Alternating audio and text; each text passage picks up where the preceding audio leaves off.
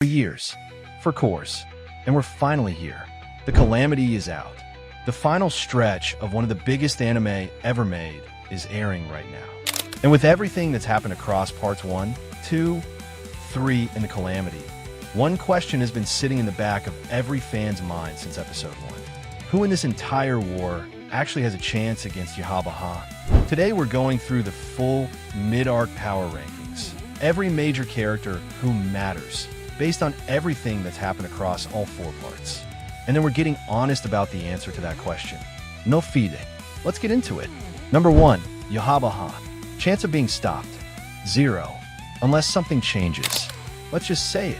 Right now, as things stand, he cannot be beaten by anyone in this war alone. Not one person. Part 1 established how terrifying he is. He walked up to Yamamoto, the oldest and strongest Soul Reaper captain who had been alive for over 2,000 years, whose Bankai could literally erase anything it touched, and killed him. Not after a long fight, not after struggle. He sent a decoy first to drain Yamamoto's Bankai, then walked in and finished it. Yamamoto's fire was hot enough to destroy everything within 100 miles.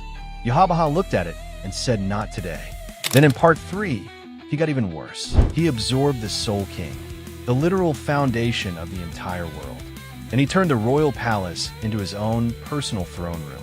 Then the Almighty fully activated, the ability that lets him see every possible future simultaneously and rewrite the ones he doesn't like. You can't outplan him. You can't surprise him. Every move you make, he's already seen it and changed what happens next. Number 2, Ichigo.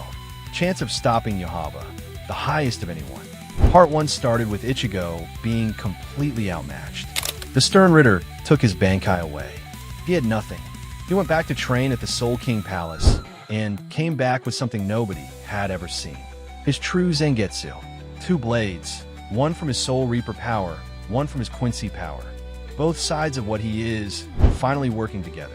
Then in part 3, he fought Yhwach directly at the Soul King Palace. He pushed him harder than anyone else in this war had managed. He actually made Yhwach move. Yhwach still turned it around using the Almighty, but the gap between them is smaller than anyone else's. Here's what makes Ichigo different from everyone else. He's not just a Soul Reaper. He's not just a Quincy. He's not just a Hollow. He's all 3 at once. Every faction, every bloodline, one body. That combination is the only thing in this war that Yhwach can't fully categorize. And that might be the thing that matters most when it counts. Number 3, Aizen. Chance of contributing to stopping Yhwach, very high. This is the most underrated entry on this list. And the show has been quietly reminding you why since part 1. Aizen was never actually beaten in a fair fight. Ichigo's final Mijetsu attack drained him of power, but Aizen himself was never defeated one-on-one. He was imprisoned because they couldn't kill him. In 1,000-year blood war, he's still in Soul Society's deepest prison. But Yhwach visited him there in part 1 and had a conversation with him, which tells you one thing. Yhwach considers Aizen worth paying attention to. His ability is complete hypnosis over anyone who has ever seen his Zanpakuto release. It doesn't attack the body. It attacks perception itself. Number 4, Yamamoto. He's dead. Yhwach killed him in part 1. But he can't be left off this list because of what his death actually meant. Yamamoto was the strongest Soul Reaper alive for over 2,000 years.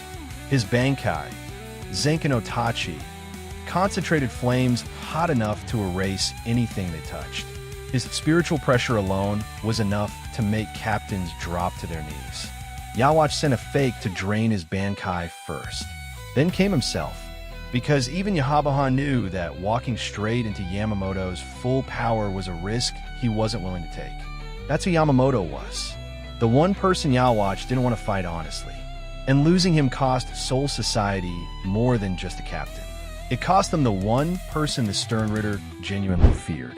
Number 5, Urahara, the man behind every plan in this entire war. He figured out how to restore stolen Bankais. He developed a method to enter the royal palace. He created tools that gave Soul Reapers an edge they shouldn't have had. And in episode 2 of the Calamity, he finally stepped fully into the fight himself. His Bankai revealed for the first time, a reconstruction ability that literally repaired his own eyes mid-battle. Then he smuggled Grimjow inside Askin's own ability and had him punch Askin's heart out from inside. That's Urahara. He doesn't just win fights. He turns his enemy's strengths into the weapon that beats them. Problem is, right now he's poisoned and trapped inside Askin's Gift Ball Deluxe. Nell showed up at the end of episode 2 to help. But he's down. If he gets back up, he matters. Uryu Ishida. The show is building towards something here.